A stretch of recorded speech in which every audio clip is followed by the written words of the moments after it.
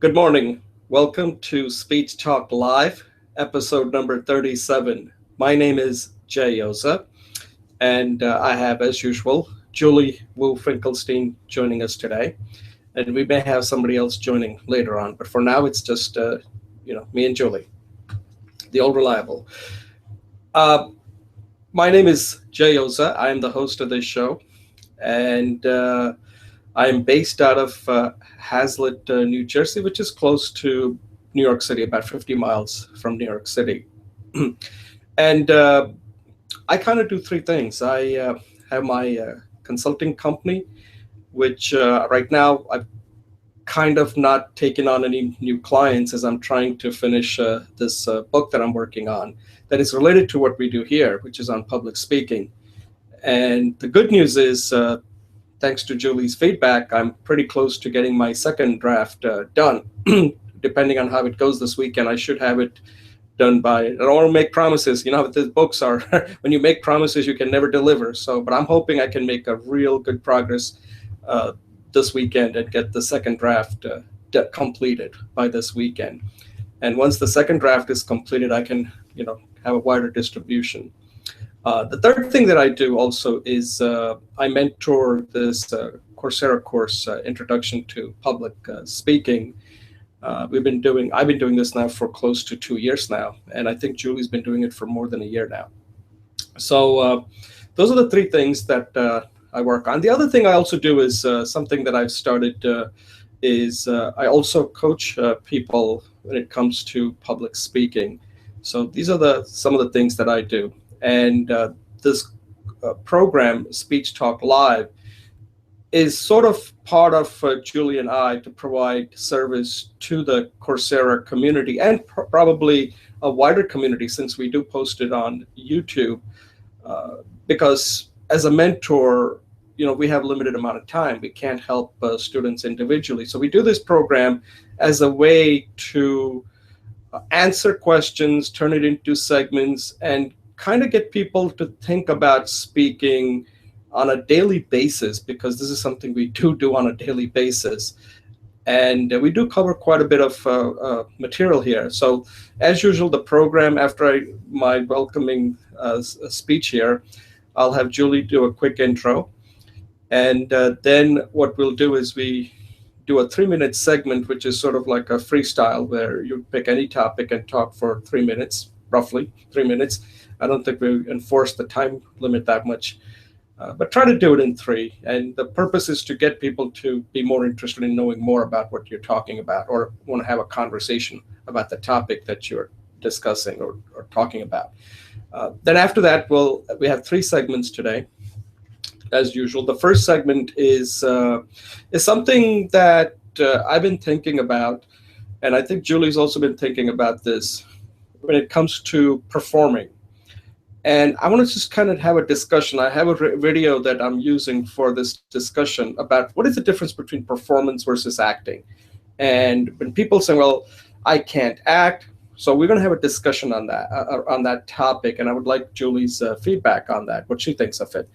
The second segment, I will hand it off to Julie, because she has recorded a video on creating your identity. One of the things that we are always interested in is creating a message, which is more of how the customer or audience or people see us. But first, you need to know, how do you see yourself? And Julie has given quite a bit of thought on this topic, and she's recorded a video, and I'll let her kind of walk through, kind of summarize the video, and even review the video for us on what she thinks of it, because part of that video is she not only wants to teach this concept, but also she wants to become a better speaker doing that. So I'll let her facilitate that segment. And the third segment I kind of throw in there is something that we get asked, and Julie and I are both over 30 now, and the questions we often get asked is, what would you say to your younger self? It's a common question, and it's something that you have to think about. And in the video, I've given what the advice that I would give, and I'd like Julie and to talk about the advice that she would give, and we'll have a discussion on that. So that may have nothing to do with speech, but still, it's a kind of question that you have to think about. It's kind of related to a second segment about identity. Like, so these are the topics for today. And at this point, I would like to have Julie introduce herself, and then we'll move into our 3-minute speech segment. Julie, take it over.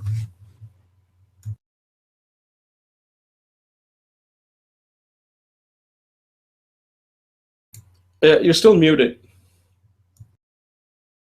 Thanks, Jay.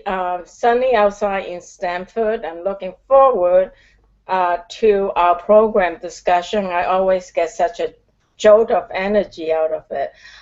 My purpose today is to sit in the place where I like to share with everybody ways to unleash energy and to live a powerful life. One of the ways to do that is connect with the body and mind, which is part of the mind aspect this week on the identity, which I'll go into more. In addition, I run 4 community workshops. They're all online, so you can join me anytime, anywhere in the world. I have a stretch on Thursday mornings, which is the book I'm writing. On Wednesday, we have a discussion group and a collaboration on manifesting our life, empowering our life. On Thursday, I'm creating a quiet time where people can do work silently together. I'm calling it the parallel act. And then Saturday mornings, I have a reading and discussion where we read and discuss our success. So thank you. That's me. Wow, you stay pretty busy. Okay, so that's great. So I'm going to take a brief pause, and then we'll move into our 3-minute segment. Okay, welcome back. My name is Jay Oza, and this is Speech Talk Live, episode number 37. And we're moving into our 3-minute segment where we pretty much can talk about any topic. It's a free speaking session where you get to practice like if you had an opportunity to meet somebody and you wanted to talk about something. So I will pick a topic that's kind of current. I tend to pick topics that are somewhat politically related since I have an interest in politics and since politics is all around us. And it's a question that, so here's an example of this, the kind of question that I'm asking myself, that if I was in a topic, typically I don't get into political discussion. So that's why this is perfect, so that I can kind of do it in the 3-minute segment, because you know how it is, that there are certain topics you don't broach. But I'm assuming that these are topics you'll be discussing with somebody who is mature and is interested in understanding my point of view. So that's the context here. So the question is, the question that you keep hearing about it is that there's a lot of anger out there, that people are voting because they're very angry. So I thought about this. What does that really mean? Like, what is this anger? And yeah, people are angry. And the question is, what is the cause of the anger? And the cause could be quite a bit of things, right? Could be many things. People feel like they're not making the progress. The middle class is being left behind. The costs are going up on everything, college education, you name it. Everything seems to be, price seems to be increasing. The lifestyle, the standard of living that the middle class used to enjoy is no longer possible because the housing prices are going up. The people just cannot afford certain things that we kind of took it for granted, like college education, and kind of move upward in life. And that's causing the anger. But I think there is something even more fundamental than that. And before I go into the fundamental, and what that does is when people get angry, they tend to lash out. And one of the things that Donald Trump has done so well is that he tapped into some anger that people had. But when people get angry, they need to find scapegoats. So that famous line comes to mind if you ever remember that movie. I'm sure Julie probably knows this movie quite well. Saturday Night Fever. Julie, do you remember that movie? Saturday Night Fever with John Travolta. And in that movie, there was this particular scene where there was a dance competition, and John Travolta and his girlfriend they ended up was picked as the winner.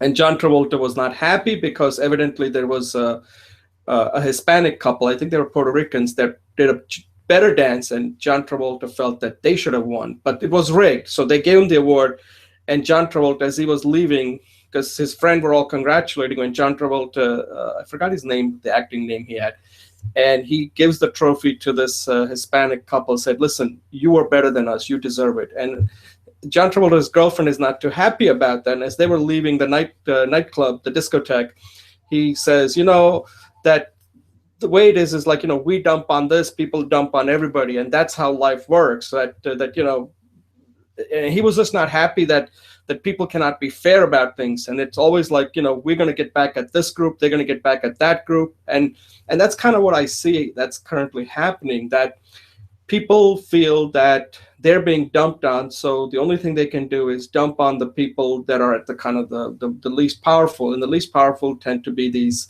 illegal immigrants who come to this country to have a better life. And that's a problem, I understand it, but the solution isn't that simple. And that's the anger, that's the result of what's going on, that people need to lash out at some group because they feel like if they don't, then where do, like, how do they get even? They need to get even by lashing out at some group that can't lash back, and that's what I see happening. But the other thing that I can see that is causing a lot of anger is what you experience now every time you go out. For example, when you go to a concert or a sports game, there is so much that companies now try to nickel and dime you to death. You go and fly in an airline. Previously, you just bought a ticket and everything was taken care of. Now, the ticket is just for you to get on the plane, and then everything else is all. I mean, not to get on the plane, just to able to clear out the security. Essentially, you have to pay for luggage, you have to pay for so many things, and after a while, it just drives you crazy. Like, you go into a hotel, and there are so many miscellaneous charges. You take a look at your phone bill; there are so many miscellaneous charges that after a while, you just can't make sense of any of this stuff. Like what exactly are you really paying for? So just recently, I went to ship a package at Staples, and in the past, you just took a package, and they would have a tape there, and you could tape it. And I just noticed that when I went there last week, there was a sign there that every time now, if you want your package taped, you have to pay $1.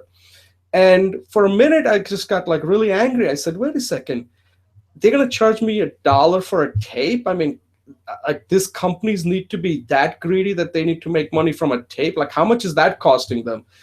And I was like really angry. I said, these companies, they just don't understand. They're just going to take advantage of any opportunity they get. And if this keeps happening over and over again in everything you do in life, that after a while, you just feel like there is this entire system that's out to get you. And that results in anger. And it's like a pent up anger that you feel like I have to lash out at somebody. So I can understand the anger that people are talking about, but I don't think people are explaining what that anger is. It's not anger that illegal immigrants, I don't even see any illegal immigrants. I mean, there must be around, but they don't really bother me, right? But people feel like they have to get back at somebody to feel like that, hey, I am now being, I can take out my anger on somebody. But nobody's addressing what is the real root of this problem. And I think it's something that people need to think about, because if not, things can get out of control very quickly. And if you remember, in Germany in the 30s, people were angry there, and we had a guy named Adolf Hitler who took over because he was willing to say things that people thought about, but they were not able to express. And look what happened. Now, I'm not saying that's going to happen in America, but you know what? It doesn't take much for things to completely go out of control. So I just hope that people are thinking about these kind of things, and are having that discussion among friends and people, so that people can get this anger out and bring it out in the open. And what is the root of the problem? What's causing all this anger? So I hope people do that. Okay, Julie, your turn. Thanks, Jay. I really appreciate that. Of course, the Republican nominees were speaking, delegates were speaking yesterday. So I didn't watch the whole thing. I saw snippets of it. So thank you for that. I agree. We need to look at the root of the problem and not get carried away with the drama. So, okay. So, Jay, it's yet last week. Again, I'm Julie, and today I'm going to talk about another way to hack at unleashing that power that's already inside your body. And Jay reminded me that one of my messages is that the body and mind are not separate. And so when you unleash energy from your body, you can use that energy for both your physical processes as well as the projects in your life, the emotions, your relationships. So last week we did the tennis ball and the golf ball technique. Do you remember that, Jay? Today, I'm going to take Jay's suggestion and say, you can do this. He suggested I say when you can do this. So you can do this when you wake up. This is a very powerful energy process. I'm calling it the frog. I think it's a great time to like before the shower, and then or even do it in the shower. Some people saying you can dance the frog, or when you're having coffee. Also, once you start doing physically, you can also do a mentally visualization. So is there a way for me to share an image? Do you know, Jay? Maybe I can just see if I can paste it in here. Control B. No. Okay. So I can't hear you, Jay. You're muted. We may have to test that out separately. I don't know how to do it right now. Okay. So one day we'll just have a session to try out like PowerPoint and all these other things maybe, that are. Yeah, maybe next Wednesday. Yeah, sounds good. So when you can just imagine the frog. When you look at a frog, and Jay, please feel free and jump in. When you see the frog sitting, where do you think the power is? Do you see where the frog's power is? Oh, when the frog is sitting? Or jumping? Where do you see? Legs or thighs? Yeah, they have tremendous thighs, right? Yeah. But in order to power the thighs, you have to have the hips and the stomach muscles, because that's really what's the thighs could get unhinged if they're not hinged really powerfully in the belly area, right? So, when the frog swims, the frog's leg goes up, out, and push. Is that right? I think it's up, push, come back in. Okay, so if you can imagine doing that, but don't just use your thighs. Imagine your belly's pulling your legs up. You can even do it sitting down now. And then bring it up and then unleash that power and bring it back. Okay, and you can do it actually each side. Can you show that again? I kind of missed it. I'm not able to see your entire body, so I'm not sure exactly what you're doing. Just listen. So just take one side of the leg, sit, like put your weight on one side of your hip. So imagine your belly is pulling your feet up, and then bring it out, and then push. Bring your feet back to the center. Bring the feet up. So basically you're doing the breaststroke, okay? Can you feel the power? Now you want to feel like when you come up, when you open up, you want to feel like as if though your pelvis is like a butterfly opening up, okay? So, yeah, I'll try to. So you bring your feet up, bring it out, and come out. And then come back in center, And so it's basically the breaststroke. In the morning when you wake up, you can do one leg, the other leg, and then balance them doing two. And you can also do the breaststroke. Since I'm down on time, you can also do the breaststroke, which is bring it up, out, come down, up, out, and come down. So it's really the same motion with your feet. So scoop up the water, right? Flip it out, push out. So when you do that, imagine that someone's not really just pulling your fingertips, but they're opening up your whole chest. Okay. So you can see it's an enlargement, a continuation of what we learned last week. And then at the end, after you do that, do rest, and then just do some seaweed. Imagine your seaweed in the water. And what that does is it balance out all the energy that you unleash so that it's not too jagged anyway. So that's it. This is called the frog. And you can do one at the bottom or the top, and then finish with the seaweed, and you can do it anytime. First do it physically, then you can do it in your imagination. Thank you. Oh, okay, that was great. So the frog, when the way you're describing is when the frog is in the water doing it, right? Not when it's just jumping outside the water, right? Okay, you're muted. So I was putting myself on time limit. Yeah, so it's swimming. So what it does is it's just like the starfish, right? Because it opens yourself up from the center out, but it's dynamic. It's a movement.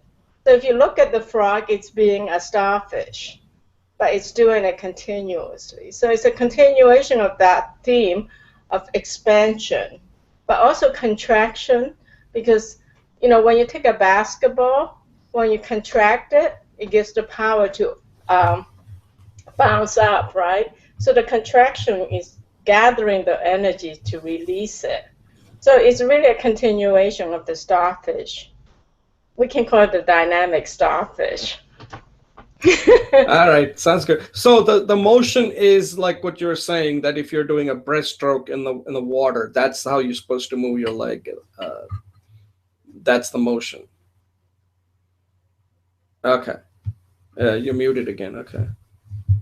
Yes, thank you. Okay, got it. Okay, we'll take a break and move to our first segment. Okay, thanks a lot, Julie. That was good. I'm learning a lot. I can't wait to see you put all these videos together, all these different poses. At some point, just do one pose, a video for one pose, a video for another pose, video for a third pose, and then combine all of them. I think that'll be very, very powerful. And that could be a course right there, the energy hack that you're working on. Okay, so at this point, we're going to take a break, a pause, and then come back and do our first segment.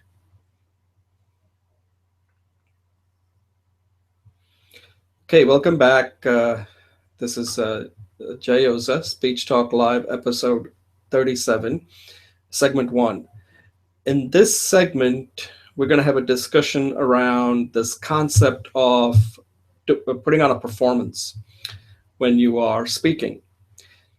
And I think this is one of those topic that needs to be discussed, because it's a word that gets used a lot, and people, I believe, are not really clear on what does that really mean. They think like they have to somehow be out of their element and put on a performance like an actor does.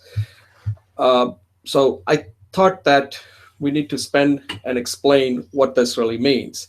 Because when you think of performance, we think of actors putting on a performance in movies or in theater. And that's not what we're talking about when it comes to speaking. Because when you look at an actor, for example, let's just step back a little. When you go see a movie, you are going there to be entertained. That means that an actor has to create a reality that's not part of your experience. If it were part of your experience, then that actor isn't going to be able to create any kind of reality that's going to be any different from what you already live with every day in your life. right? Like we go see a movie about war. That's not part of our reality. We go see a movie about love. That may not be part of our reality either, depending on, certain kind of love. So there are different kind of reality that they have to create, and that's why we pay money. Either we go see a Broadway play or we go see a movie. So those are actors that are really good at what they do to create that reality that we can experience for the time that we're watching the movie or we're watching a play. Okay, so that's what a performance is of an actor, and that performance has to be from start to finish. Otherwise, if they're not performing from start to finish, then you feel like, my God, I wasted my money. Where was this performance that I was paying money for? You're expecting that, and they have to deliver. Now, when you're speaking, the performance is different. You are essentially creating a performance of who you really are. Now, for some people, that could be naturally who they are. They just are very open. But it's not that simple, because sometimes you want to reveal things about yourself, but you don't want to reveal too much to the point where you become a kind of sympathetic. So it's a really a fine line. Like if somebody gets on a stage and starts crying and cannot control himself, that person is becoming too real. It's becoming, that person is now not performing. It's becoming more of, that person is pretty much going through his experience right on the stage, and I'm not sure that is the kind of performance we're talking about. The kind of performance as a speaker is that you are trying to communicate some topic. Like, let's say, I'll just use Julie as an example, where she could be talking about, she's presenting a topic on these exercises that you do for well-being. And that is a performance because she is kind of bringing herself into the presentation. She's not just saying, hey, by the way, let me just tell you what I read and just go through that. But she's not bringing herself into that presentation. Then I'm not sure, as an audience, that's what you want to hear. It's not something you can resonate with. But then when she starts bringing herself more and more into that presentation and said, but let me tell you, here's what I do when I get up in the morning. Here's what I do when I'm, down or not feeling happy. Here's what I do when I have a backache or this ache. So right away, we're now saying, hey, I'm now understanding this topic that she's presenting. And she's essentially becomes at that point a first party actor, but she's putting on a first party performance, like what she just did when she did her 3-minute segment. And that's the kind of performance that I'm talking about, that when you're giving a speech, you're not going to try to be an actor. That's not what you do. You have to bring out more of yourself so that the audience can really relate to who you really are. And that person shouldn't be different if they were to meet with you one-on-one later on saying, hey, I liked your topic. Can we have a further discussion on that? Now, it's not like you're going to be able to replicate that kind of performance, but the deltas shouldn't be that different, right? Like actors, there is a big difference. An actor putting on a performance is not the same as the actor after you see the performance. That's going to be a big difference. But as an individual, you're trying to narrow it to who you are in your performance and who you really are yourself. There shouldn't be a difference. So if that makes any sense. So I think it's important to understand that when you're performing, what exactly are you trying to do? You're trying to become more real to your audience. Now, that sounds kind of simple, but it's not that simple, because a lot of people do not want to expose themselves. They rather just talk about a topic, but they don't want to bring themselves into the topic. And some of them are not willing to go there. And when they don't go there, the presentation is just not that powerful, at least from my opinion. So that's what I think, and that's how I understand it. Because first you have to understand this, so that then you can work on some kind of a performance hack on how to create that performance that makes you memorable and makes your speech really powerful. So I'd like Julie's thoughts on this. What does she do, like when she's take when she has a speech and she needs to put on a performance? Does she even think of it as a performance? And how does she make it real to the audience so that they really understand who Julie Wu Finkelstein really is when she's talking about her topic? Thanks, Jay. Yeah, so I really like this discussion because I know you're a big fan of Michael Port's, and I actually was introduced to Michael Port by you, and he talks about acting. But I really like the distinction between acting and performance and what you call the third party actor. So I think what a third party actor is being using the professional skills of acting, taking on the personality of another person. A first performance actor is to stay authentically within themselves, but there are certain performance techniques that helps us to become a little bigger than our everyday lives, who we are in everyday bigger than life. So, for example, I tend to be a soft speaker, but when I'm coming on here, I've been practicing to speak louder. And so I need to do more of that. But I noticed that even today when we start talking, I am louder when I'm here than when in my everyday life. But actually, this might be useful for me in other areas too. So in a first person acting, I think there's still the performance aspects relates to like gesture, voice, tone, pitch, pause, body movement, um, eye contact, showing excitement and enthusiasm or depression, the emotions. So it's basically using our body as a tool to convey thoughts and emotions and our core values. So I think our authentic selves can be looked at as three major components: our core values, our feelings, and our thoughts, and how our behavior comes out of that. So maybe four, if you like, and they're really all interrelated. So as a first level actor, I think what you're saying is stay authentic, stay in true alignment with how you feel, what your core beliefs and values are, and how you think. But um, develop certain behavioral skills so that you become a little bit more dramatic, and so your message can come across more clearly. But staying in authenticity and then make it more professional, using the professional tools to become more dynamic. And I think those are great points. So that's what I got out of it. Thank you. Yeah, I think you summarized it quite well. What I was saying, and the main thing that I'm trying to get across in that video that I recorded is that when you are speaking, see what happens is that the reason why one of the things that I've used in the past, I always call a speech sometimes that's given that kind of hits all the points, and I call those speeches. These are typically the kind of speeches you get in a business setting, and for some reason they seem to be popular and people have picked up. I call these speech boring good, right? They're not bad speeches, but there's nothing there.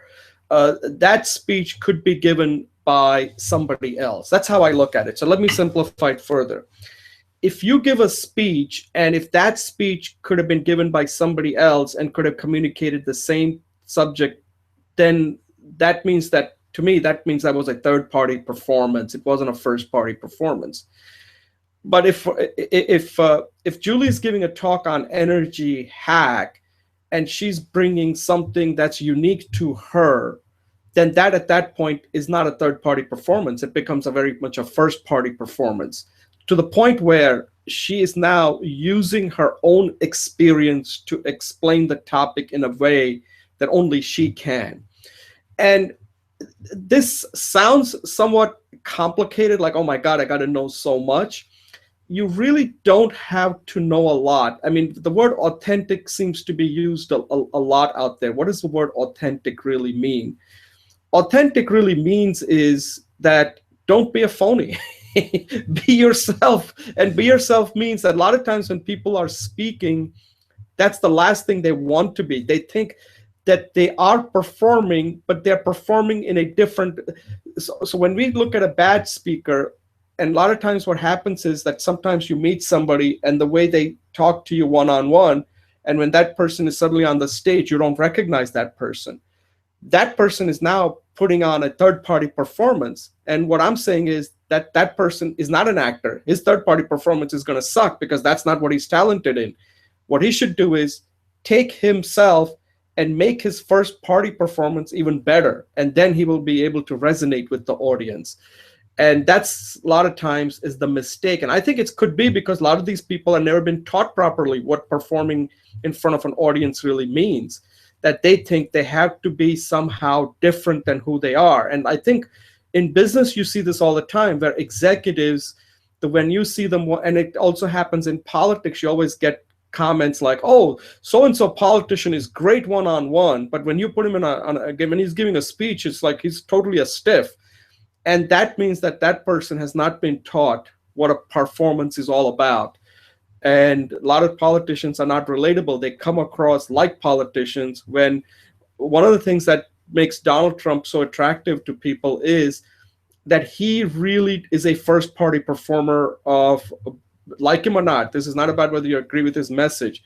But I think if there is a perfect model of a first party performer, I would say a good example is to look at Donald Trump. Donald Trump is not going to look and sound any different if you meet him one-on-one. He will be that same person. And he's been able to take that and put it into his political performance. And people have been able to really resonate with who he is. They don't even know what he stands for about any of the policies. I don't think he has any policies on anything, but it works. So what my point is that if you're a first party performer, audience really resonate with being a first party performer. They really get what you're saying. They understand you. And they think they know you. And that was my whole point of this, that business leaders should start doing that. That's something that, we can coach if you're in that situation where you have to give a speech, that you need to come across as a first party performer. And typically by de facto, what happens is that when business people are giving a speech, they immediately take on a third party performer mode. And that's not what they're good at. And the speech usually sucks. Julie, any closing thoughts? I think this is very creative and really powerful. I think I made a picture of it. So I think there's a lot of potential in this speech. So thank you. Yeah, I can't hear you. Do you want to comment on it because you have a lot of business background? And do you agree with what I just said, that a lot of times when business people are giving a speech, right? And topic is usually a third, and that's another thing which this could get expanded. There is a first party actor, first party performance, and a first party topic, right? And what happens is that business people are talking about a topic which is not about them, it's about something else, it's about business. And immediately, because the topic is a third party topic, they immediately take on the third party performance role. This is something I'm just kind of making up on the fly as we are talking. And I think that makes business people so aloof when they're giving their presentation, that because the topic isn't something they deal with, they don't bring their they don't take their business personally. They take it as like something that's happening to somebody else. Like, oh, the today our profit was down. It's almost like a third party, like things just start happening. It's not personal, like, oh my God, we are in trouble, our profit went down. It's almost like something is happening that's external to them. And then when they're speaking, they come across like that, a third party performer, and they don't resonate with the people. And in business, this seems to be quite prevalent.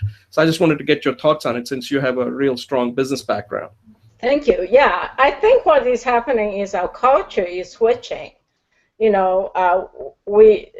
of the ways people say is that we're moving from a mechanical world to an informational world, but we're also moving from, like mass marketing to customized marketing. So when we were growing up and in our business, we are supposed to be objective, because the knowledge and the power was in the quote unquote scientific process, and you're supposed to move the person out of it. But in doing that, you kind of threw away some of the babies in the bath water because of the information age, and because of the power of the the information technology, right? The mega databases, the internet, that now we can be individual again and we can be passionate. And so I think what you're saying is put yourself back into the picture. We know that what you're saying, if your profit is gone, or if you're talking about, like me, about how to become more successful, we know that there's scientific basis, but we want to know why you think it's so important. So put yourself back into the picture. Don't just be objective. Show me your passion. You say, show me the beef, show me the passion. I think that's what you're saying. And this is liberating from anybody who's speaking in business world, because then they can really tap into certain behaviors of gesture, tone, volume, pitch, and not have to worry about being objective. Take the message, take the facts, and then dramatize it in your own personal way. So I think you got something really amazing here. Yeah, so one thing I will point out is, after listening to what you just said, and I'd like to get your thoughts on this, I think entrepreneurs can do this well because for them, their business is very personal. They started it. Like Steve Jobs, like Bill Gates, or some of these other people, because they started their company. There is that deep attachment to that, right? So for them, their business is personal. But when people haven't done that, like for example, what we do is very personal since we are trying to create this, right? So we bring this as part of who we are. Entrepreneurs can do that, but when people are not entrepreneurs, they just get a job, or they just like are being hired, they don't show that, or somehow they're not trained that they have to make that very personal. It's very hard for them to do it. I don't know what the answer is here, whether it's a matter of training or it's something that they just have to internalize, like, oh, I am now a vice president. How do I internalize it? Or am I still working for somebody else? And when they have that mode that they're working for somebody else, they take on that third party role, and it's very hard to get out of it. Whereas if I've started the company, I always remain. The company is always my first party when I'm talking about that company. And anyway, that's a pretty broad topic, but that's one of the things I think might be happening in the business world, where people in a company are not being trained properly to how to view their existence within that company. Yes, so I have to speak to that. Oh, okay, go ahead. I have to, because I was reading this astrology chart, and then I read this wonderful book, but I haven't read it, but I got this wonderful book. Can you see it? It's called The Originals, or Originals, okay? So this is the year of destruction, or the year of disruption. So everything's changing. So that leads to two things. In a time of revolution, Mao says revolution is not a tea party, right? The question is, where do you find your stability? Where do you find your center of power that drives you? Those of us who have had this corporate career, we always want to do things right, because the power of defining what's right and wrong was outside of us, okay? But a hacker, they know what's right in their gut. They can't tell you. But everything they do, they are checking it. Is this right? But not to the world at large, to their own gut, okay?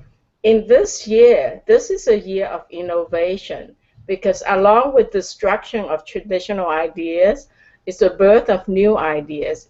You can call it the year of the destruction, or you can call it the year of creation. this year everything's going to change. This is a very dynamic, stressful, traumatic, creative, potential, joyful year.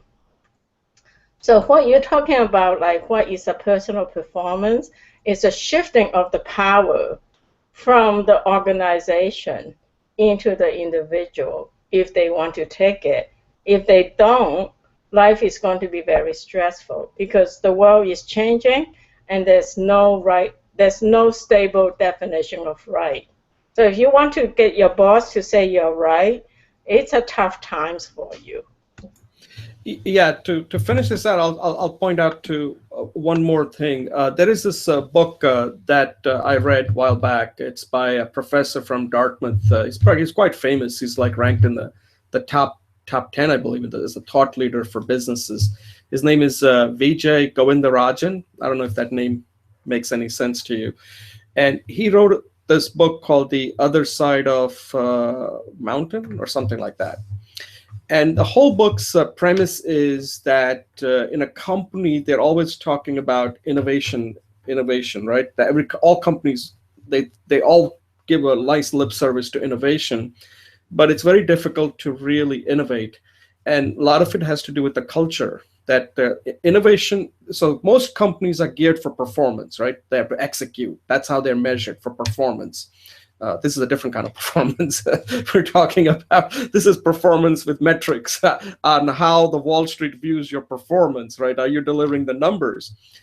And at the same time, they all are worried, the CEOs, that our company is not innovating. And one of the things is that innovators' language is different. When people are innovating, their language is different than when people are performing. When people are performing, it becomes more of a third-party thing. When people are innovating, it becomes much more personal. And that language has a lot to do with, I mean, I don't know, I may be going beyond my ability to talk intelligently here, but sometimes the language can tell you more about the culture that exists within a company or within a house or within any entity, on how they talk in a particular, the language, the way they talk can tell you what their culture is. And if you're a culture that fosters innovation, and if you listen to a speech given by somebody, that will show you whether they have an innovation culture or not. And if that same person sounds more like they're talking like it's a performance oriented company, then they're going to have a very tough time innovating.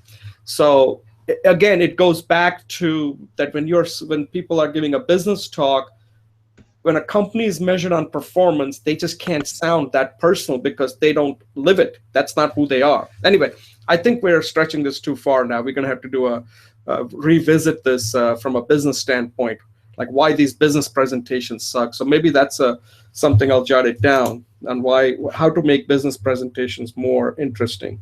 Okay, so we'll close out this segment and we'll move on to our next segment. So thank you. Welcome back. My name is Jay Oza, and this is Speech Talk Live, episode number 37. And this is our second segment of this show. And in this segment, Julie Wu Finkelstein will facilitate it. And she has recorded this video of this concept that she's trying to bring forth, or she's trying to develop, I should say. So she's kind of iterating at this point. She's iterating and she's released this pretty fast. So she's a really entrepreneurial, she's using her entrepreneurial mindset with her speech. She views her speech as her product. So this is her iterate fast, release often mode here. And the video that she's released, she's talking about it's a very interesting topic she's talking about, that we all want to create a message for others. And I think what Julie's trying to, and I'll let Julie take over in a little while, is that before you can do that, before you can try to convince the people on how to view you, you need to first spend that time to understand who you really are. Because if you don't know who you are, then there can't be that gap between, so if I know who I am, and if I ask Julie, based on what you know about me, who am I? There shouldn't be that difference. If there is a lot of sunshine between that, then there's some real gap here. There shouldn't be that kind of a gap. So what Julie's trying to do is that if you want others to see you in a particular way, then first you got to know what that is so that you can create a messaging around it so that you narrow that gap, or there is no gap between who you are and how other people view you. So at least that's what I think Julie's trying to do. I'll let Julie take over and explain her concept of identity hack that she's talking about. And then also she can talk about the speech that she's recorded, since this is part of her product, on what she thinks of it and what she needs to do to improve it. And then I'll give her my feedback. All right, Oh, Julie, take over. okay, thanks, Jay. I think what would you? I'd like to do two little segments instead of the whole thing all at once. Would you like me to do the quality of the speech first, or do the content first, and then I'll get your feedback, and then I'll do the next piece. Okay, so why don't we first just do the content, and then I'll come back and give you my feedback on the content, and then after that you can then review your speech on what you thought of the speech that you gave. If you want to do that, that is. Yes. I'll leave that up to you. Yes, okay, if you want to do that, because Okay. this is your recording, so I don't want to tell you what to do here. So No, why don't you that's just great. focus on the? Why don't you first explain the identity? Summarize it. You don't have to redo the whole video. Identity hack. What is the main message you're trying to communicate if you had to give this speech in front of an audience? And what is it, and and what are you trying to accomplish with this? Okay. And then after that, you can then I'll give you the feedback on what I think, and then we can move into the actual reviewing the speech. Okay, thanks, Jay. So basically, you're right that I created a little product on it. I have a PowerPoint workshop, and I've delivered segments of it the past few days with the people that I coach, and the people I collaborate in a coaching relationship. And the feedback I got was this was something they didn't know they need, but it really made them feel more powerful, and it hit the nail on the head. Okay, so I'm very, very excited about the potential of this. So if you watch the speech, you will know that what I said is that we all have a sense of who we are, and we take the sense of who we are, and we relate to our world. Okay, and for convenience, I said there's three different worlds. One is our inner world. Our inner world is our relationship with ourselves, who we are, who we feel we are, who we think we are. And also out of that comes our visions and our missions and what's important to us, our core values.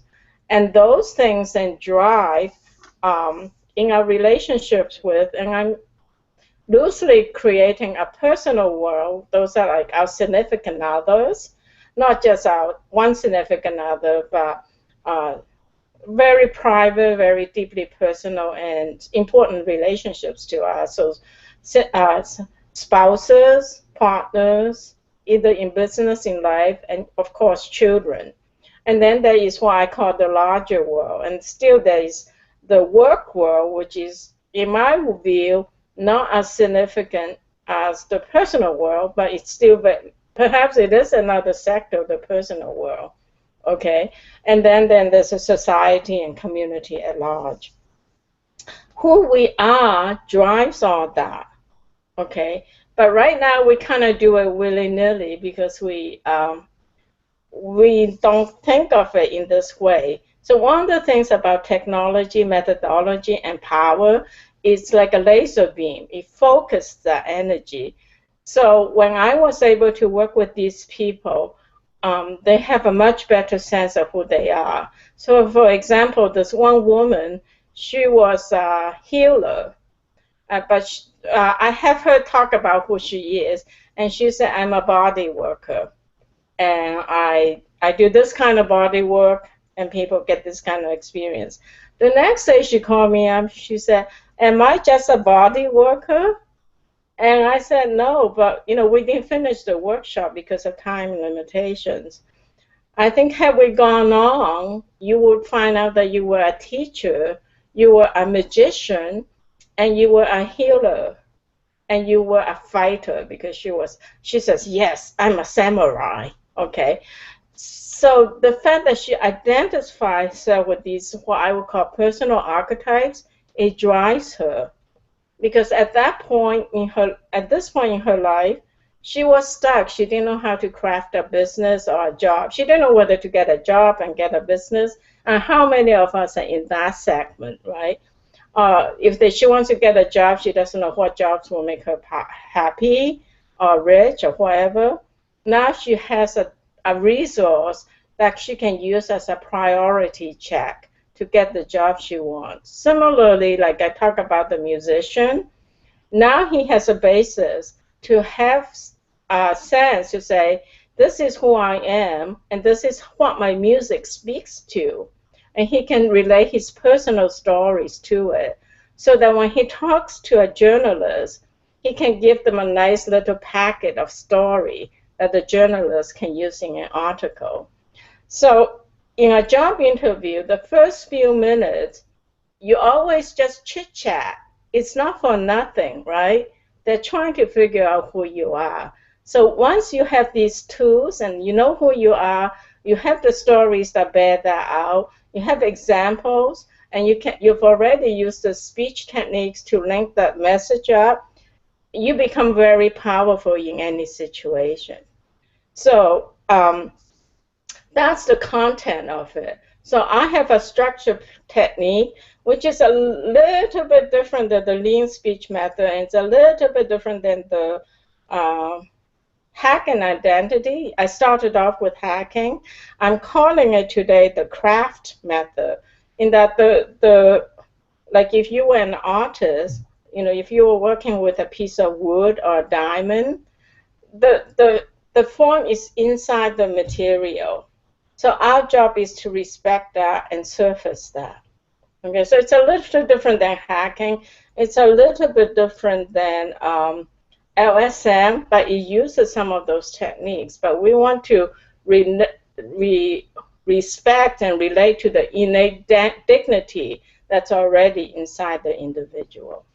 So that's my content speech. So I'll get feedback from that from you. Thank you. Yeah, that's great. I like it. I think what you said was absolutely correct. That a lot of people, when you talk to about this, and they're going to say, well, they think they know what their identity. Or a lot of people haven't even thought about it. Like, to be honest with you, I need to do that too, because I need to figure out, what is my real identity? Because unless, I think in some ways, I think we've gone over this once, that what my, like, I'm kind of, curiosity is my own identity, that I'm kind of curious, and how am I using that to help others? That's what I need to figure out. So I need to go through this. I think the reason why uh, you're calling this as a craft, and this could be just a matter of semantics. The reason I like, I think the hack is that a lot of people don't want to spend a lot of, the reason why I like the word hack is because hack has this notion that you don't have to figure out in one setting, that you can start it and it doesn't have to be completed, but then you can, it's okay. It gives you permission to revisit it and keep hacking it till you feel that you're comfortable. When the name changes, then people feel like, oh my God, I got so much pressure. I got to do it in this one setting. And that's what I don't want, like a speech. I don't want to create the impression that speech is, because otherwise you're trying to get them to become perfect. And hack means that you're never perfect. Hack means you got the permission to keep improving it till you're happy. And again, it may never be perfect. It's one of those curve, asymptotic, is that what it is? Like, it never really touches the line, it just keeps going. I don't know, my math might be screwed up here, but I need to review that, so take that back. Maybe it's not the right word, but you know what I'm saying, that that hack means you're just kind of getting incrementally getting closer to closer till you feel like, I think I got it, I think I live it, I think I know it. And for some people, that is a process. It's not going to happen in one setting. It's something that they have to think about. And what I like to do is to get them to start thinking that way. So then they can work with you and come back to you and saying, hey, I've been hacking. Now what do you think of it? And you can kind of guide them. So I don't know. That's you're using a different word. Are you still trying to do the same thing? Because a lot of these things are kind of personal too, where people don't want to think that way about themselves. They haven't even thought about it. And for them, it's a big step up to start thinking after all these years they're doing something. They think their identity is already set, and it can also change, right? Sometimes people want to change their identity of what they're doing. Like I'm trying to change my identity. I was a techie. I don't view myself as a techie anymore. So I've gone through an identity change here. If you had asked me a decade ago, maybe more than that, I would have said I'm a techie, and then I would have said now I'm more of a business development person, not as a person, but as a more like a profession. And now I'm doing what you're suggesting. I have to find myself inner thing and then bring it out to the people. So things have changed according to my personal life after listening to your talk. And I said, maybe there is more here that I need to think about. And that's the hack that I need to go through, because it's not something I'm going to be able to figure out that quickly. So anyway, so I definitely agree with this content. The point that I want to make here is that this is a difficult topic, by the way, that some of the method that you talked about, like using the color paper, I think that's a method that I think should be a separate, I don't know if I'm talking about the speech here or not, but that should be a Yeah. separate method on how to use that. I'd like to know how Yes, you're bringing it's a that. separate method. Excuse me. It's a separate method. It was just an example of how you find an aspect of yourself. In this case, I wasn't very clear on that. I was trying to say, I want to tell people that I'm more than a techie. So I want to say I'm creative and I can think out of the box in a business way. So I found this example in my life, which is a real example. Right. So I crafted the message, how in the impromptu speech it says you need to get an idea, and then you want to bring the supporting document, the supporting fact, and then you want to link the idea, the warrant. So Right. that was an idea. The idea was I am a creative person. I'm not just a techie. The fact was here's what I did with my life. And then the third, that one the same thing. This is an example of someone, I actually did that, okay? I just didn't use my own personal experience. And then I will link it to say, because I can do something like this that wasn't in any book, it was actually it shows that I can think outside the box and solve a business problem. Okay, so this is a technique. It's a parallel creativity technique, and it's by this anthropologist called Edward de Bono. I don't know if you know him or not. I think I have one of his book. I have heard of his name. Yeah, he's well known in this field. Yeah. He did this yellow hat, green hat. I basically took that idea and I implemented it in one of my workshops. Right. So I think I'll go into this more when we get to the speech part. But the point that I wanted to make about the content is that this idea about identity hack or crafting an identity is a very important topic that and I think you do cover this as far as like the way you start with asking questions. Again, I think I'm going into the speech part here, which I don't want to. I think I'll save it for the second segment. Yeah. So I think overall, let's conclude this. I think this identity is a very important thing, and you get people to start thinking about it, and then show them a method on how they can start thinking about it, and then if they need further help, what they can do, because this is not a simple thing for many people. It's going to be very difficult because they have to think in a way that they never thought about. Okay, thanks. Okay, so now you can go into the speech part. Yeah. Okay, so yes, so first of all, in terms of calling it a craft or a hack, we can talk about that offline. And I think there may be both. A lot of times you have a quickie process, and then you have a more more comprehensive methodology. So you have rapid development, RAD, and then you also have system lifecycle. So it may be that the crafting is more the system life cycle, and then the hack, there's still a hacking technique to it. So just want to answer your question about hacking and crafting because that's important title, right?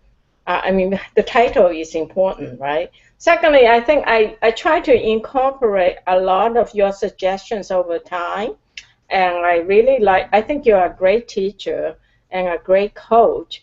Um, so two or three things I was trying to incorporate into the speech was, like you said, I try to ask questions. But I didn't just ask questions. This time I really tried to figure out and visualize if I were them, what part of how would they experience this, and then ask a question so that I wasn't just asking a out there question, like a third party question. I was trying to bring it into a second party question. Um, I know the speech isn't very smooth, but what I am finding is that these are works in progress, right? Because we're doing this and I'm learning, and I want to take Malcolm Gladwell's approaches. It's going to take me like 10,000 speeches before I become really, really good. But it's probably going to take me 1,000 or two speeches before I become quite good. And so I'm willing to take Brene Brown's idea of be vulnerable, and just share where I'm at instead of waiting till I'm perfect, which goes on to your idea of iterate, release, and let my performance and your feedback continue to refine my work instead of trying to do it in the dark by myself. So I'm leveraging on your idea, on your feedback, and growing quicker on that. My speech, I think the contents were too much because it was a hack, stuff came in, and I think there was still enough structure. You got the idea, but it was too dynamic. I was moving around too much. And I think part of it was settled into that's my style, but part of it is cleaning that up. So maybe I can be dynamic and then pause so people can sink it in. But I understand that the work, one of the things is I'm moving around too much. So I think the good point here is I ask questions. I ask questions other people can sympathize with. And the work in progress is better organization, which is just practicing more, even on this speech. And the motion, the performance aspect is contain the movement somehow. So I'll give you three ideas of mine that you can comment on. Yeah. Okay. So let me ask you a question first. When you did this speech, this was your second version, was that correct? Yes. Yes. Okay. So there was never a third version, right? No, because I had planned to do the third version. Okay, no, that's fine. That's fine. I just want to make sure I got the right one. Okay, because I don't know if I got the right one. Actually, in my mind, I did it many times, but right. So let me just say this: if this was like one of the things I talk about in speech hack is that there's this free speaking part, right? Did you have an outline when you did this speech? Was there an outline that you were using? Yes. Okay, you had an outline, right? Yes. Okay. I'll show you my outline. It's on the wall. Okay. I don't know if you can see it or not, but I borrowed that from you too. Oh, okay. No, that's good. So you had an outline. So this was more of a free speaking. Would you agree, or this was okay? So that for free speaking, I thought was excellent. Okay, because that's what a free speaking should be. That you went from start to finish. It doesn't have to be perfect. So I'm not going to nitpick on like, oh, there were these things, because if it was a free speaking, like if I was coaching you, this is what I would want to see first. This is what does your free speaking look like? Okay, so that gives me something to work with. And in free speaking, what I'm looking for is there have to be certain things in that speech. It doesn't, like I said, the main thing is you got the whole thing done from the beginning to the end based on the outline. Now you have this, then you have something to improve on.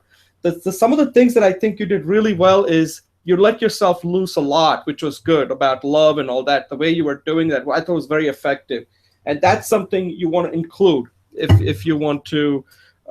If this were to be like some recording you want to put on YouTube as a way to really explain this topic, that part was very effective.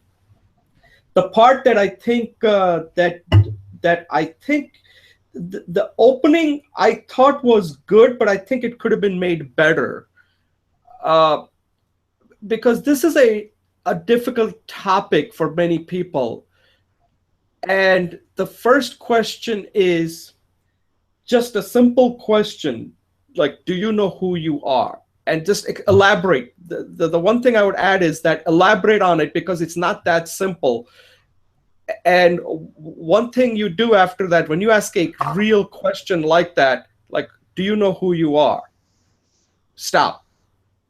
Let me repeat that again. Do you know who you are? Why am I asking this? Like that. Like spend some time on it. Elaborate more on it. Like, there's got to be a reason. Like, why are you asking that question? Do you know what? A lot of people out there don't even ask that question. They don't even know who they are. And this talk is about that. How do you find who you are? Because if you don't know who you are, then how are others going to know who you are? Like that, right? And you asked, I think there were questions asked. There was like one after another, but the fundamental question was still, who are you? Who are you? And then one of the things that I always look for is, so let me tell you who I am. And this took me a while to figure out, like that. So personalize it right from the beginning. Like, okay, so let me tell you, before I go into this, let me just tell you who I am. And let me tell you, this was not easy. But now I've developed something that'll help you to come up with who you are. This crafting your own identity. And within that identity, there is this hack you can try, Ask yourself, who are you? Write down certain things. Are you compassionate? Are you curious? Well, who are you? Because first you got to know who you are, because you all have a mess, and then you can go into that example. So let me give you an example of my friend, that somebody I'm working with, who's a musician. And first, he has written this exciting music about love, but he has to himself know who he is first. Otherwise, he's not going to be able to bring it out to others. Others are not going to pay attention or give a lot of attention to his music until they know who he is. Then the music starts making sense. So that's an example that they're using. And this method that you use, and another thing I'll point out is, and I don't do this either, so I learned from watching your speech, that when you use the word hack, you've got to define it. What does hack mean to you? Because hack is not a word that everybody out there, because I just noticed it when I was talking to my father, and I was using the word hack, and he was like, what do you mean by hack?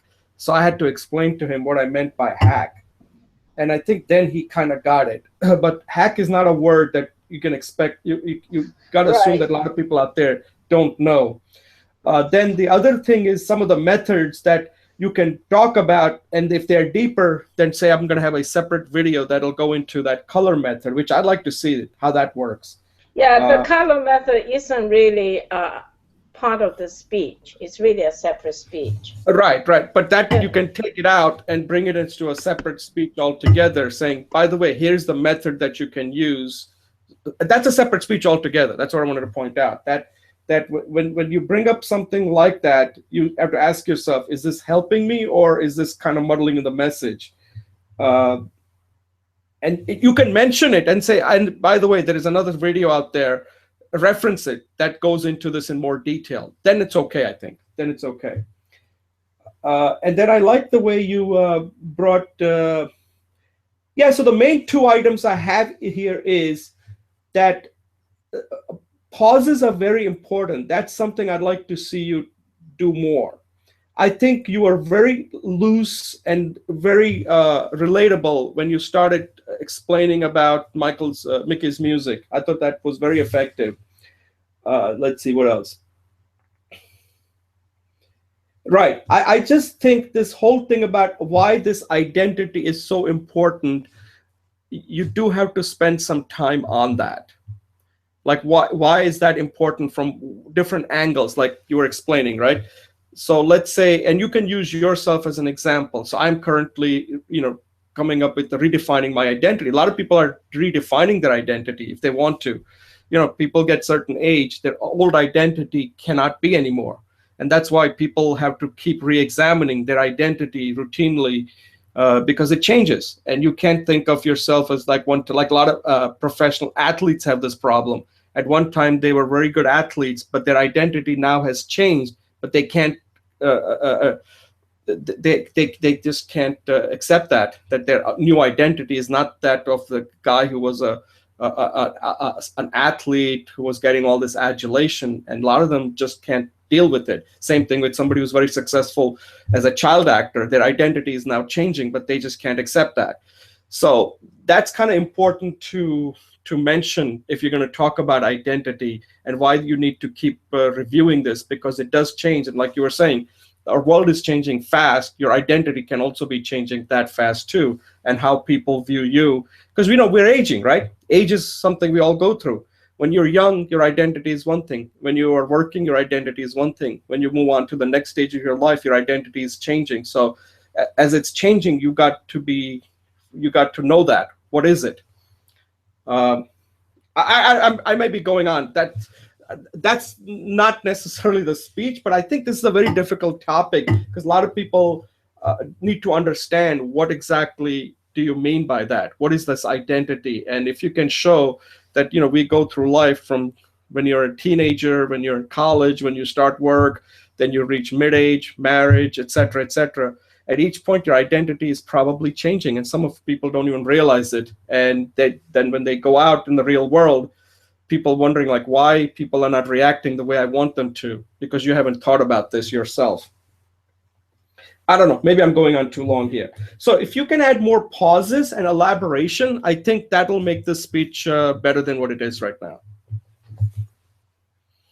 Was there any specific question you had? I don't know if I addressed all of that. As far as your gestures and all that, they didn't seem to be anything that affected my understanding the topic. uh, I like sometimes I like the way you used your voice and kind of took risks in this free speaking, and I think that was very effective. I think the main thing that I would point out in your speaking that you want to watch, I think the questioning part, I think you're very close of getting it. I just think if you add a pause there, and sometimes just slow it down, because sometimes you go from one thought to another thought without giving me an opportunity to think about it. And take a break and ask me, so let me repeat again what I said. It's okay to repeat it, because if you think it's important, Julie, then repeat it. If you think you made an important point, but you might have not done a good job, but just don't take that chance and assume that I got it. So this is an important point. Let me repeat this again. Because when you do that, it'll make me listen to you more closely. And, take a pause and elaborate. Take a pause and elaborate, because I think if you did that, your speech would improve tremendously, because a lot of times some of the points you make, they go by too fast for me, and and it's not fair to you if I have to go and pick it up on the second viewing, because that's not how people are going to, when they're listening to you, they're going to only get it on the first try. They're not going to be able to go back and, see your video again. So when you're speaking, so there are three things: slow it down, take pauses, and do more elaboration. Those are the three things I would point out. My 60-30-10 rule, right? So slowing it down, I think, would be number one. Pauses would be number two, and elaboration would be number three. And I think if you work on those three, based on what I saw, I think it'll make it much more clearer on the main thing you're trying to say. Because when you go from one thought to another thought, I need to know, like when you're bringing an example, I need to know why you're bringing that example. What are you trying to explain with that example? Rather than, so like anytime you bring up some anecdote or some research, I need to know why you're bringing up that research. Like, what is that? How is that enhancing my understanding of your topic? And including even your personal story. So like if you were saying identity, so let me just tell you about my personal story, identity. I used to be a professional worker. Now I am doing this. I'm thinking more about this. And that's why I wanted to explain. And that vulnerability, like you were saying, is very important. Vulnerability can only be used if it's going to enhance my understanding. Otherwise, just being vulnerable for the sake of being vulnerable doesn't work. Okay, any questions? I don't know, maybe I'm giving you too much here. Or maybe I'm talking here to myself on what I should be doing. It was a lot. I will have to watch today's segment, but I got the top three: slow it down, pause, and elaboration. You know, it might be fun for us to do a segment on this as an interview, where one of us interview the others, or as a dialogue. You and I could have a dialogue on this, and Right. make a segment of that. Just Okay, a yeah, yeah, suggestion. yes. I can just interview you on some of the questions, so you can just tell me some of the questions you want me to work on. Then I can do the follow on from Oh, that. that sounds great. Okay. Thanks. So I think any other comments on this, or we close it out? All right, we'll close this one out. So at this point, we'll close out this segment as we had a pretty lively discussion on this topic of crafting your identity. And I want to thank Julie for recording the video. And this is what Julie just did is kind of what you need to do when you want to become a good to great speaker. You really have to trust somebody, and also somebody who's doing it. So it's not some person who just says, "Oh, Julie, that was a great speech," and that doesn't help her. You need to be able to really be the toughest critic that Julie's going to find, not in a negative sense, in a constructive sense, so that you're tough, you're fair, and you're kind. Because it takes a lot for someone like Julie to record something and expose herself to somebody else, right? So you have to be really understanding that that you're doing it with love to try to make sure that that the session with you is really helpful to her, so she can take a lot of this feedback you're giving. And you have to think about the feedback. And sometimes these things come to your mind, but once you have that trust established, then she does not view you as somebody who's trying to bring her down. You're trying to lift her up and saying, listen, and the thing is, you should be challenging somebody, okay? Because this is the point to do it. If you're not challenging here, people outside are not going to do it. They don't care, okay? So we'll close this session out and move on to our next segment. Okay, welcome back. My name is Jay Oza. This is Speech Talk Live, episode number 37, and we're moving on to segment 3. This was a segment that I put together as kind of like a fun segment rather than talking specifically about speaking. It's about what kind of advice that you would give to your younger self. And I think it's a kind of an important question because I just personally, I have a son who's a teenager, so I tend to give him this advice. Whether he's looking for it or not, I don't know. But sometimes this is what happens. Since kids don't ask this question, you have to ask it for them. Like, hey, if I was your younger self, this is what I would do. And then you wonder if he takes it. The interesting thing is that I get to spend, if I may use the word, quality time with my son. Every Sunday when I'm taking him for his trumpet lesson, and each way it's like half hour, and that half hour I get his undivided attention, since he's not allowed to bring his cell phone or anything else. He has to listen, and we talk for 30 minutes, and I just pose these type of questions to him and just get him to talk. And just last Sunday, I asked him this question about, he wanted to know, like he was saying that he wanted to continue playing the trumpet after high school. And I said, look, personally, after high school, I really don't care, because you're going to be 18. And then at that point, I hope you can make the right decision based on your circumstances in school. Because if you have a heavy workload, then you're not going to have time to practice your trumpet. So that's when this idea came, that that advice that I would give to my younger self is to become really good at one thing. And I know that a lot of advice is out there, but the one that I would give up at the top is get good at one thing, something that can stretch out for a long time, like music. Maybe it's something that people will notice. And if you have a musical skill, people notice that, right? If you can play a violin or a trumpet or any kind of an instrument. And I said the purpose of that is that it'll give you a lot of confidence, so that you can always show people that you have this one unique talent that is, above average, or it's very good, that can stand on its own, no matter whether you're young, whether you're middle age or old age, that you have it and that just remains with you. It gives you the confidence to do other things. So I said that's one of the reasons why I'm emphasizing you keep on practicing. Uh, hey, Julie, are you still there?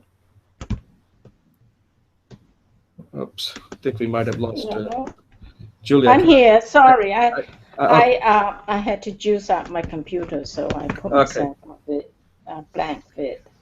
So I'll turn it back to, I'll ask Julie's thoughts. So my advice was to become good at one thing, because it gives you confidence and it enhances your self-esteem, and it can help you in other areas, whether it's academic, whether it's love life, or whatever, business. You need that one thing and start developing it very early in life. It doesn't mean you have to become a pro at it, but if you're good enough, then you can use that as a kind of like a stepping stone, sort of like, hey, I did this once well, I can do anything else well. Julie, what you had something else? What is advice you would give to your Yeah, younger self? thanks. Yeah, I just think it's hard for me to give one, so I'm going to give two.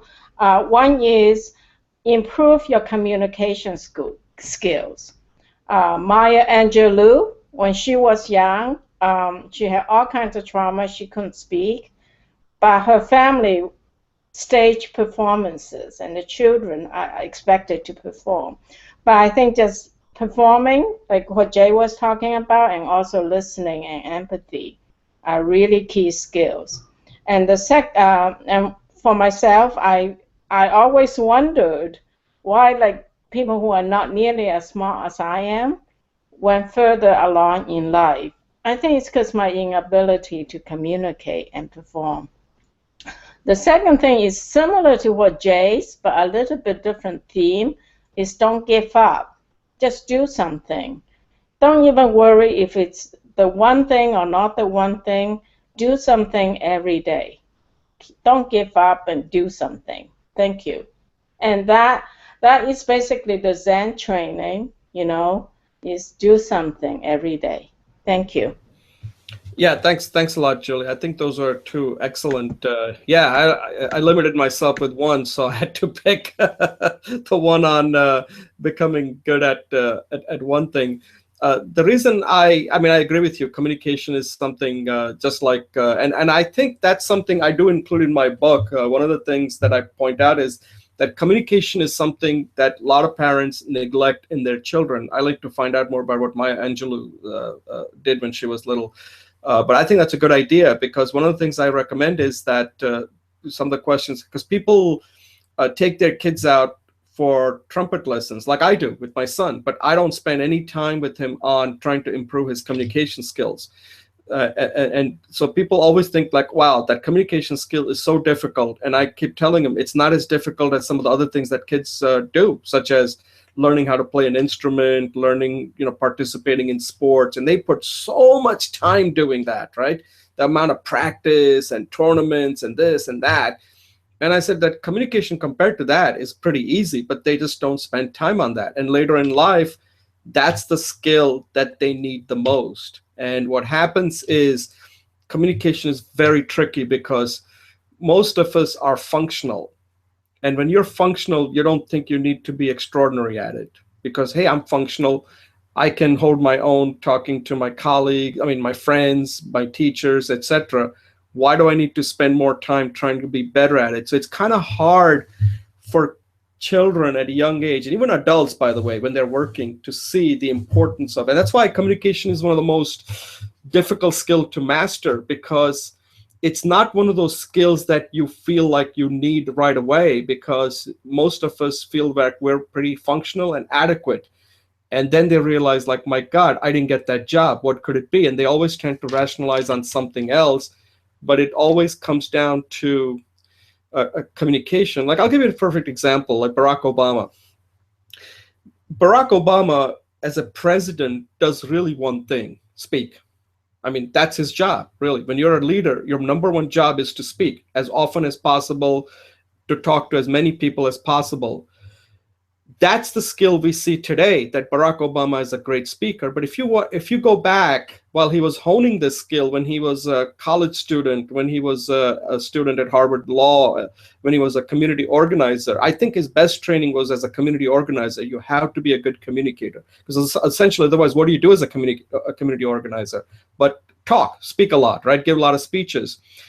But at that time, that's not what people would have mentioned, that, oh, Barack Obama is a great speaker. One day he's going to be a president. So when you're learning, so as you're learning in life in the beginning, you don't get any credit for that, that communication is a skill. But when you get to the top, that is the main skill, right? So it's one of those things that's kind of hard to explain when somebody's young or somebody just started their work, why communication skill is so important, that if they don't keep their focus on it, then they may never get to the top. They might just hit a wall, like I did in my career, like Julie, you mentioned, right? So we can both understand what happens when your communication skills are not up to par. But it's one of those things you got to start thinking right away. And a lot of times people don't think of communication skill as that important because, hey, if you're a techie, you can get a good high paying job. And then you're asking yourself, well, why do I need to improve my communication skills? Well, you don't. But then you're going to hit a wall somewhere down the line, and then it's going to be too late and you can't do anything about it.